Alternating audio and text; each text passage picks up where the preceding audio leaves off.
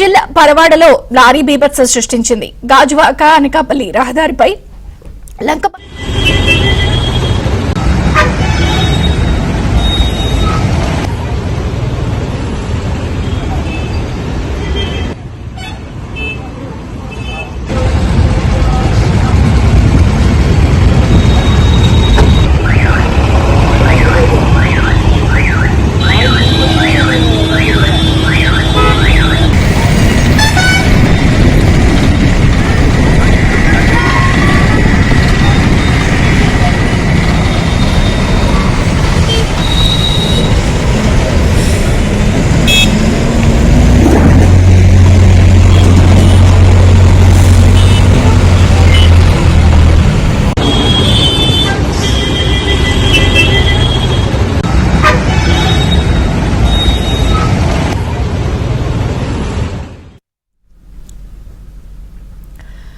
విశాఖ జిల్లా పరవాడలో లారీ బీభత్సం సృష్టించింది. గాజువాక అనకాపల్లి రహదారిపై లంకలపాలెం దగ్గర బొగ్గు లారీ అదుపు తప్పి సిగ్నల్స్ పోల్ ను ఢీకొట్టింది.